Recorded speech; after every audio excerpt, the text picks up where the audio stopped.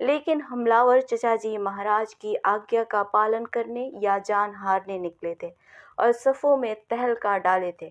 خان زمان کی آنکھوں کے سائے میں سال ہاں سال کی لڑائیوں کے رفیق غضبناک سنگھوں کی تلواروں کا شکار ہو رہے تھے۔ اس نے اماری پر جھک کر خاص کو حکم دیا کہ سواروں کو واپس بلاؤ، ساتھ ہی سولت خاں کو میدان میں ہاتھی اتارنے کا حکم دیا۔ راؤ نے دشمن کی چال بھانپ لی اور فوجدار کو ہاتھی ریل دینے کا حکم دیا۔ آنکس کھا کر عالم پسند نے ایک چیخ ماری اور سونڈ میں بدھا ہوا 1 من کا وزنی کلہاڑا ہلاتا چلا۔ سواروں کی صفیں اور پیادوں کے مورچے جو کچھ سامنے پڑا غارت کر دیا۔ خان زمان کا ہر اول جو منظم واپسی کے حکم کا انتظار کر رہا تھا اور صفیں چھوڑ چکا تھا، اس ناگہانی حملے کی تاب نہ لا سکا اور بھاری نقصان کے ساتھ پسپا ہوا۔ ٹھنڈے گمبھیر اورنگزیبی جنرل نے میدان ہاتھ سے نکلتے دیکھا تو اورنگزیب پر یلغار کے سیدھے راستے کا لالچ دے کر اپنے داہنی بازو پر دبنا شروع کیا اور سینکڑوں جانیں راؤ کی تلوار سے بچا لی۔ راؤ تو خان زمان سے اپنا راستہ صاف کرنے کو الجھا تھا۔ راؤ کو ہموار دیکھ کر سیدھا اورنگزیب کی طرف چلا اور خان زمان کے ہاتھی پر بے جگری سے دھاوا کرتے ہوئے بیٹوں بھتیجوں کو نام لے لے کر پکارا اور اورنگزیب کے لشکر پر چڑھا دیا۔ اورنگزیب، جس کے تمام حواس میدان جنگ میں چمک اٹھتے تھے، جانتا تھا کہ یہ شاہی لشکر کا فولادی دستہ کریک ڈویژن ہے، جس کے حملے کو انگیز کر لینا تخت طاؤس پر جلوس کرنے کے برابر ہے۔ اس نے فوراً مظفر خاں کو حکم دیا کہ دکن کی لڑائیوں کے آزمودہ کار تمام 200 ہاتھی راؤ پر چڑھا دے۔ خان دورہ ناصری خاں کو فرمان ملا کہ اپنے سوار ہاتھیوں کے پیچھے رکھ کر تیروں کا مہ برسا دے۔ ساتھ ذوالفقار خاں کو پیغام بھیجا کہ راؤ کے ہاتھی کو، جو اپنے لشکر میں پہاڑ کی طرح چمک رہا تھا، قادر اندازوں کے ذریعے زنبور کا نشانہ بنا دے۔ اسی نقشے کے مطابق خان زمان کو فرمان ملا کہ وہ زنبوروں کے زد سے باہر ہٹتا چلا جائے اور اورنگزیب کے سبز علم کو حرکت ہو تو بجلی کی طرح دھاوا کرے۔ راؤ نے اپنے سامنے ہاتھیوں کے دل بادل امڑتے دیکھا تو زعفران پوش سواروں کو بلا کر داؤد خاں کو حکم دیا کہ اپنے بختر پوش مغل، ازبک اور ایرانی تیر اندازوں کے ساتھ ہر اول کی جگہ سنبھال لے۔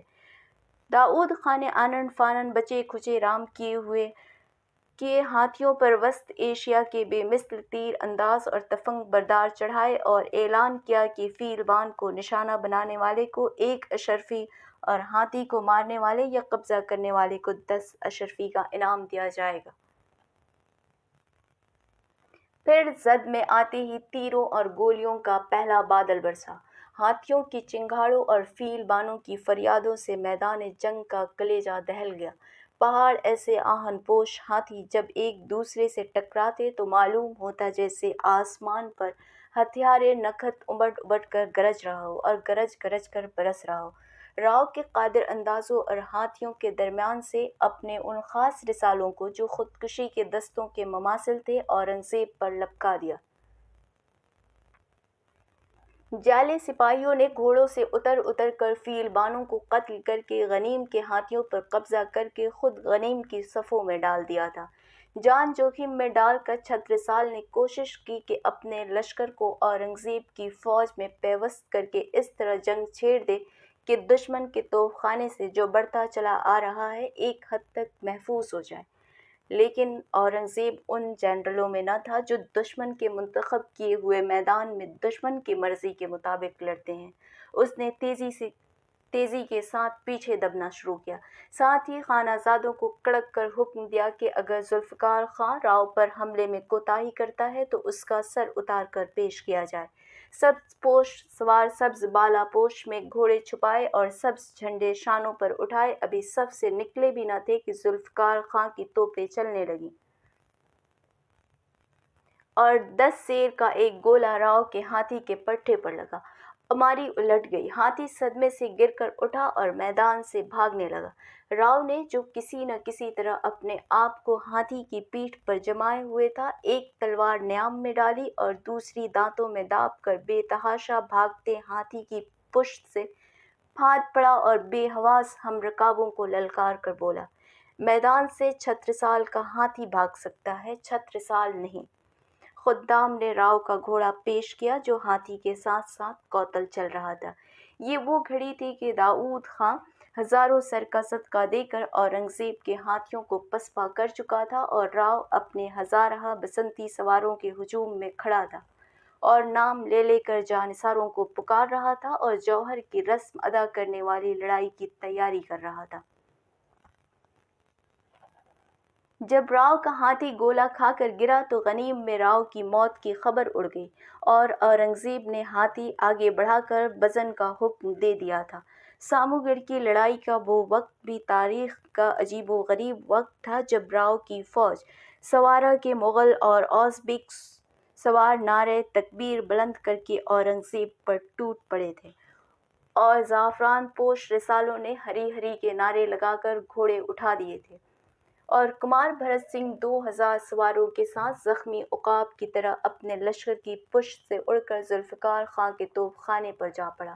اورنگزیب کی صفیں موج در موج راؤ کے سامنے آتیں، لیکن ایک ایک انچ زمین کے لیے گھمسان کی لڑائیاں لڑتیں، لیکن راؤ ان کو درہم برہم کرتا آگے بڑھتا رہا۔ اورنگزیب نے سبز پوش قاصدوں کی زبانی یہ خبر تردد سے سنی کہ دارا شکوہ مراد کی طرف بڑھ رہا ہے۔ اماری میں کھڑے ہو کر اس نے یہ بھی دیکھا کہ زرد بانے پہنے، ننگی تلواریں علم کیے ہزاروں سوار توپوں اور زنبوروں کے شدید حملوں سے بے نیاز سینکڑوں جانوں کی بھیٹ دے کر ذوالفقار خاں سے دست بدست لڑائی لڑ رہے ہیں، اور خود راؤ چھترسال اس کے ہاتھی کے سامنے آیا چاہتا ہے۔ اس نے تڑپ کر حکم دیا، ہاتھی کے پیروں میں زنجیریں ڈال دو۔ ساتھ ہی دوسرا حکم نافذ ہوا، خان دورہ ناصری خاں اور بہادر خاں کو کلتاش یلغار کریں۔ خان دورہ اپنے رسالوں کے ساتھ کودے کی طرح لپکا اور راؤ کی تلواروں کے ساتھ ٹکرا گیا۔ بہادر کو کلتاش، جو اورنگزیب کا رضاعی بھائی تھا اور شہزادوں کے سے خدم و حشم رکھتا تھا، اپنے 1000 ذاتی سواروں اور 2000 اورنگزیبی فوجوں کے ساتھ ہاتھی ریلتا آگے بڑھا۔ داؤد خاں نے تین طرف سے چھترسال کو گھرتا ہوا دیکھا تو سر ہتھیلی پر رکھ کر بہادر خاں کا راستہ روکنے چلا۔ ہرچند کہ خان دورہ کے ہاتھیوں کو شکست دینے میں اس کے لشکر نے بڑے صدمے اٹھائے تھے، لیکن اس نے بہادر خاں کی پیش قدمی کو قطعی طور پر روک دیا۔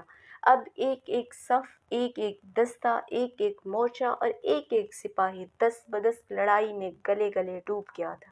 تلواریں انسانوں اور جانوروں کو اس طرح کاٹ رہی تھیں جیسے کسان کا ہنسیہ پکی ہوئی فصل کاٹتا ہے۔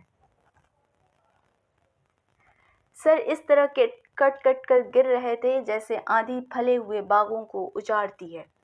راؤ چھترسال اور اس کے ساتھی اس طرح بے جگری سے تلواروں پر گر رہے تھے جیسے دولہا سالیوں کے ہاتھ چوتھی کی مار کھاتا ہے۔ پھر راؤ نے کڑک کر رجس پڑا، ہمارا نیام بجلی کا آشیانہ ہے، گردش ایام ہمارے گھوڑوں کی چال ہے، یمراج ہمارا دودت ہے اور پرلے ہمارے دھاوے کا خطاب ہے۔ پھر رکابوں پر کھڑے ہو کر آواز دی، راٹھوروں کے راج دلارے کہاں ہیں؟ اور تلواروں کے نغے سے راجہ روپ سنگھ راٹھور نے جواب دیا، آگیا دیجیے مہاراج، ہم اورنگزیب پر چڑھتے ہیں، اگر اس کا سر نہ لا سکے تو ہر اول تمہارے سپرد۔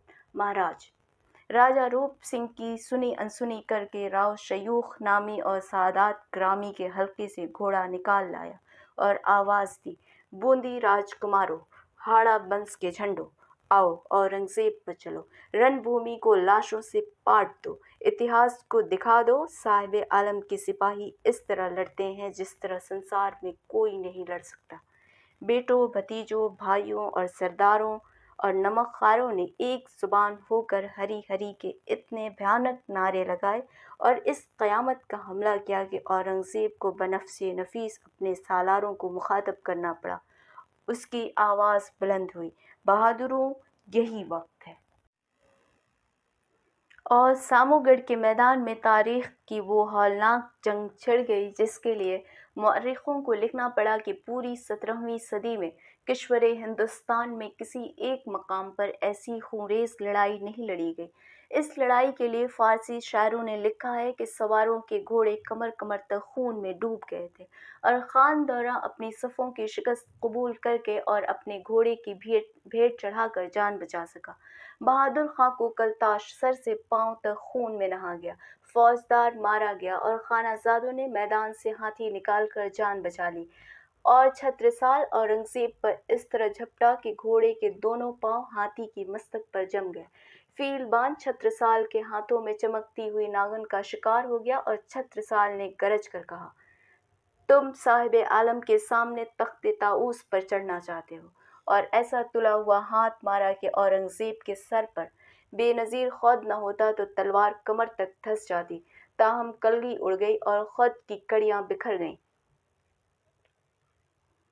اورنگزیب نے اس بے پناہ وار کے صدمے کو برداشت کر لیا اور ساتھ ہی لوہے کے ڈانٹ کا نیزہ ایسی قوت سے چھترسال کے سر پر مارا کہ وہ ہاتھی کے دانتوں اور سونڈ میں پھنسے ہوئے گھوڑے پر سنبھل نہ سکا اور زمین پر آ گیا۔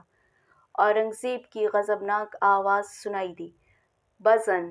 اورنگزیب کے ہاتھی کے گرد گھیرا ڈالے ہوئے کماروں اور سنگھوں کے چاروں طرف رکاب خاص کے تجربے کار سواروں نے زنجیرہ بنا لیا۔ چھترسال کے زمین پر گرتے ہی ایک سوار نے گھوڑا پیش کیا، لیکن زخمی چھترسال سوار نہ ہو سکا کہ اعظم خاں نے نیزہ سیدھا کر کے اس پر گھوڑا دوڑا دیا۔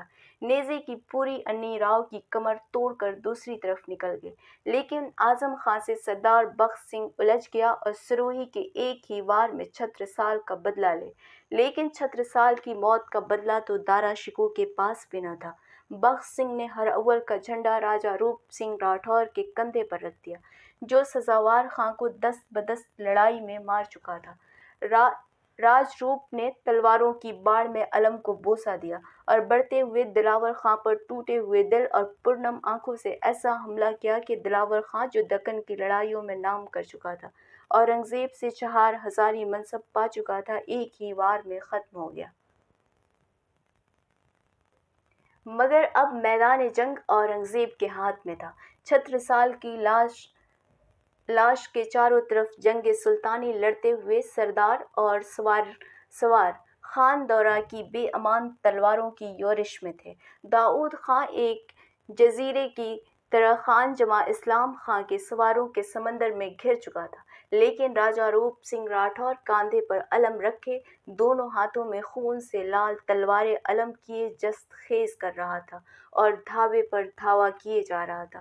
خاص میں بیٹھے ہوئے قائد انداز خاں نے، جو سارے لشکر اورنگزیب میں اپنے نشانے کا جواب نہ رکھتا تھا، اپنی تفنگ سیدھی کی اور خان دورہ کی تلوار میں گھرے ہوئے راجہ روپ سنگھ راٹھور کا نشانہ لیا، لیکن اورنگزیب نے ہاتھ بڑھا کر نال ہٹا دی اور حکم دیا،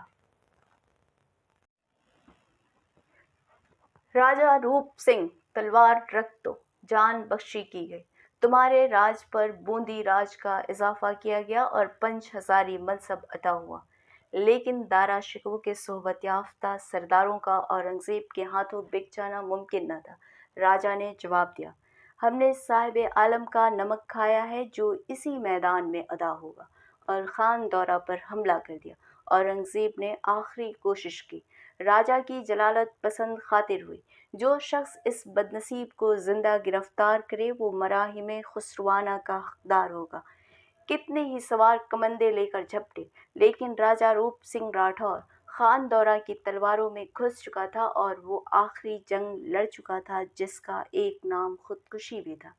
اورنگزیب ٹھنڈی پرسکون نگاہوں سے راجہ روپ سنگھ راٹھور کی لاش دیکھ رہا تھا، جس کے آدھے جسم پر ہر اول کا علم سایہ کیے ہوئے تھا، کہ خان دورہ نے راؤ چھترسال کا سر کاٹ کر پیش کیا۔ راؤ سے اگر تقدیر نے یاوری کی ہوتی تو اس کا قلم فیضی سے چشمک کرتا اور تلوار راجہ مرزا امان سنگھ کے افسانے بھلا دیتی۔ پھر خان زماں کے نیزے پر داؤد خاں کا چڑھا ہوا سر اورنگزیب کو مبارکباد دینے حاضر ہوا۔ ساتھ ہی خبر آئی کہ خاں قلعہ ذوالفقار خاں نے کمار بھرت سنگھ کا سر کاٹ لیا ہے، جو چند لمحوں میں حضوری کا شرف پانے والا ہے۔ سورج دارا کے اقبال کی طرف زوال پر مائل ہو چکا تھا۔ کڑی دھوپ کی تنی ہوئی آگ کی چادر کے نیچے فولاد پوش آدمی اور جانور حرکت کر چکے تھے۔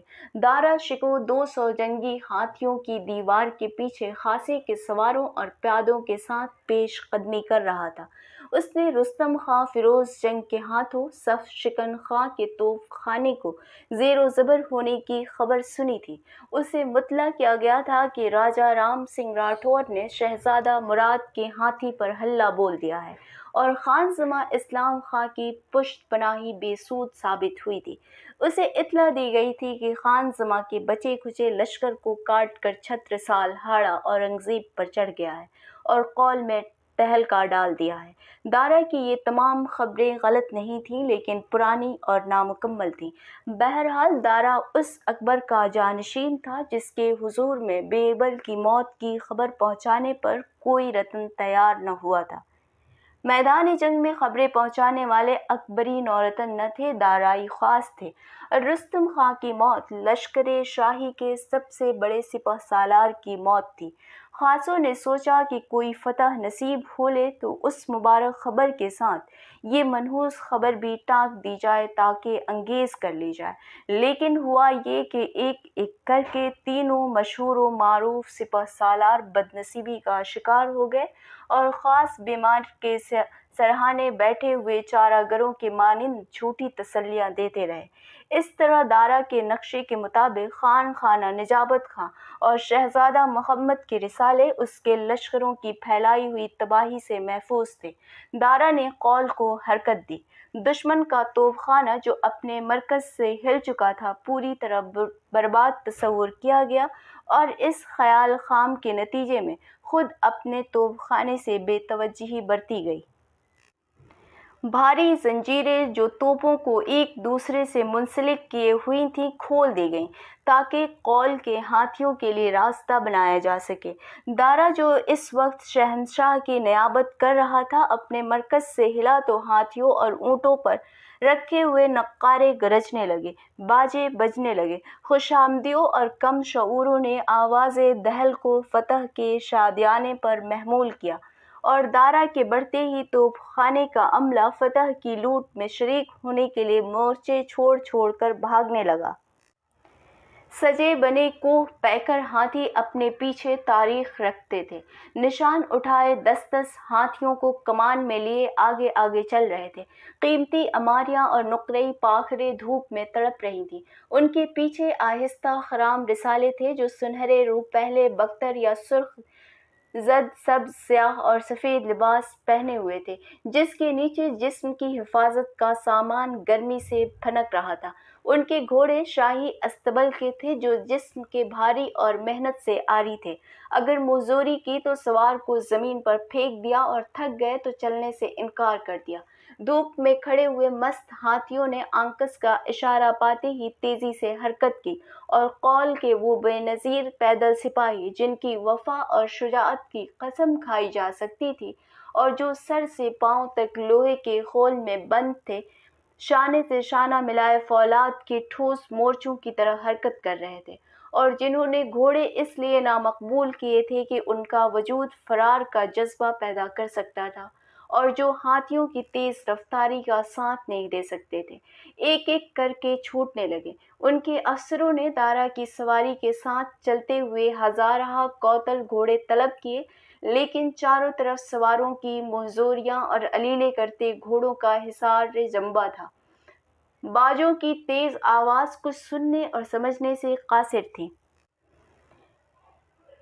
بچے کھچے پیدل سورما جو جان جوخم میں ڈالے رکاب کا ساتھ دے رہے تھے چور چور ہو گئے اور اب روایتی شجاعت کے اظہار میں صرف جانیں قربان کر سکتے تھے جو قربان کر دیں۔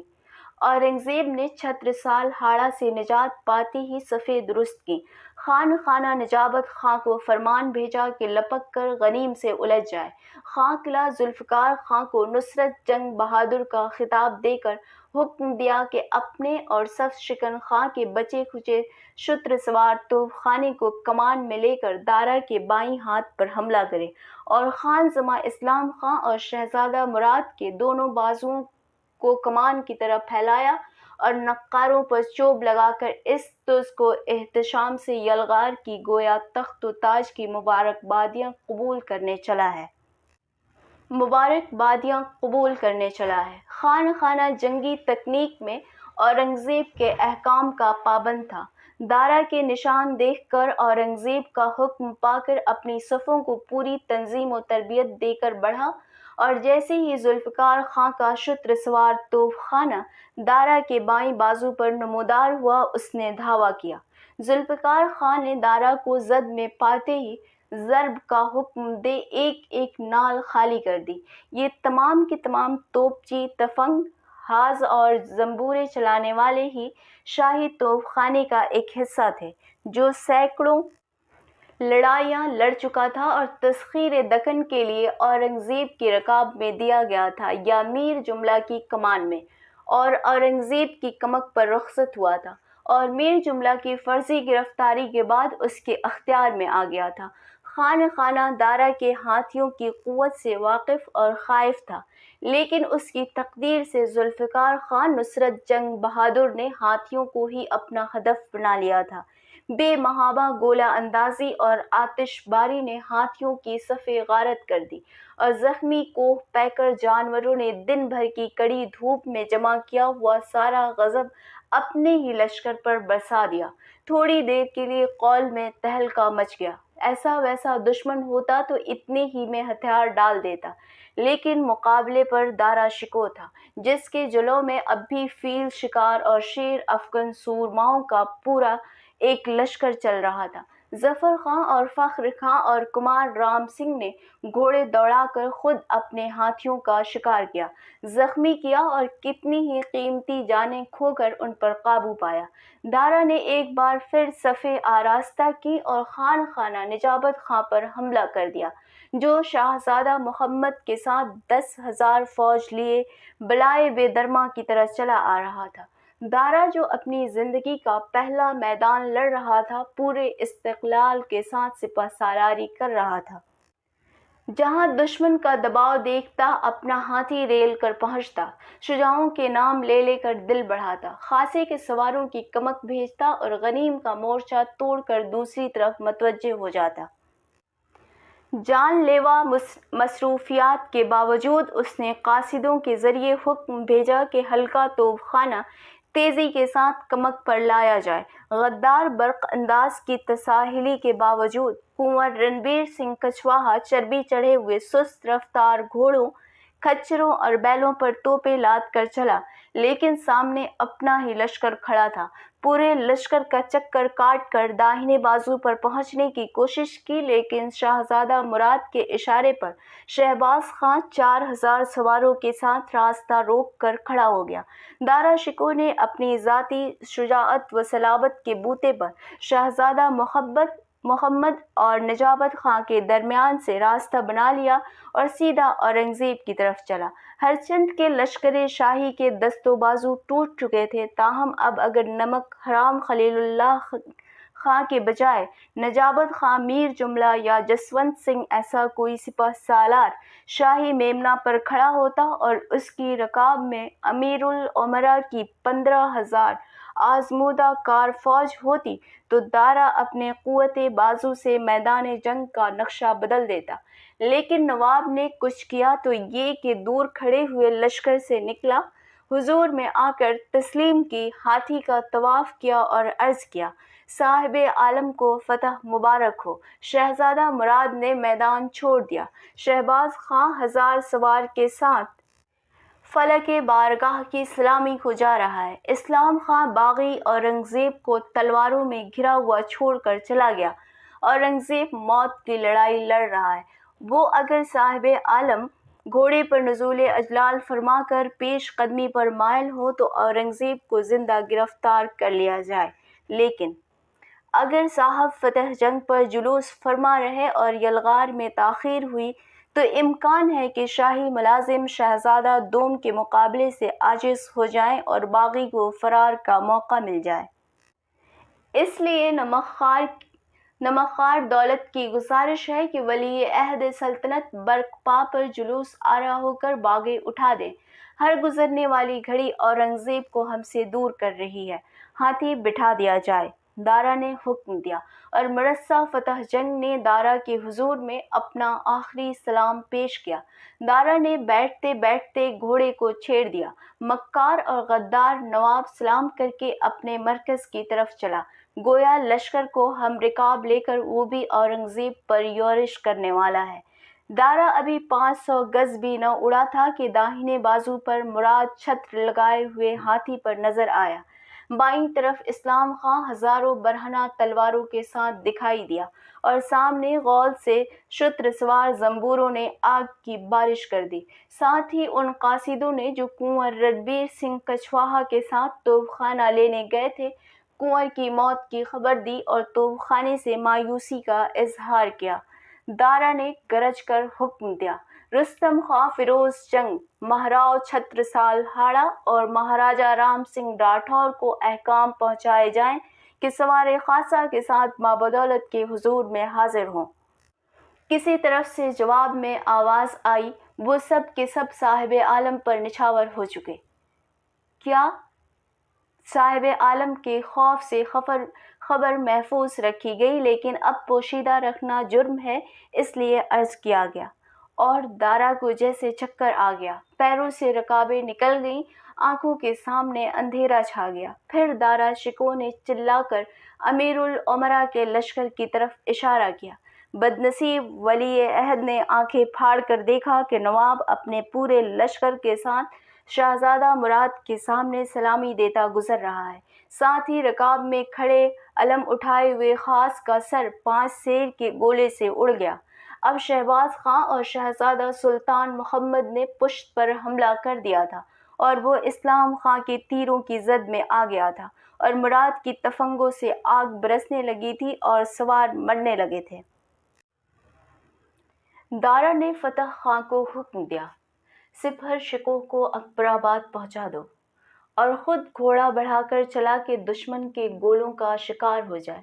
لیکن جانثاروں نے رکاب پر سر رکھ دیے اور مراجعت کی گزارش کی کہ ابھی شہنشاہ زندہ ہے۔ سلطان سلیمان شکوہ کوچ پر کوچ کرتا دارالخلافت پہنچ رہا ہے۔ پنجاب، کابل، الہ آباد اور سندھ اس کے حکم کے پابند ہیں، اور یہ کہ ایسے ایسے کتنے ہی لشکر چشم زدن میں تیار کیے جا سکتے ہیں۔ اور دارا دوسروں کے ہاتھوں میں گھوڑا دے کر اکبر آباد کی طرف مڑ گیا۔ سامو گڑھ کی لڑائی شاہجہاں کے 2 بیٹوں کے مابین تخت و تاج کے حصول ہی کے لیے نہیں لڑی گئی، بلکہ یہ 2 نظریوں کی جنگ تھی، جس کا فیصلہ سامو گڑھ کے صفحے پر تلوار کی نوک سے لکھا گیا۔ سیاسی، تہذیبی اور عسکری نقطۂ نظر سے یہ جنگ ہندوستان کی اہم ترین جنگوں میں سے ایک تھی۔ سامو گڑھ نے یہی نہیں کیا کہ ہندوستان کا تاج دارا سے چھین کر اورنگزیب کے سر پر رکھ دیا، بلکہ مغل تاریخ کے اس زرعی باب پر مہر لگا دی جسے اکبر کا عہد کہا جاتا ہے۔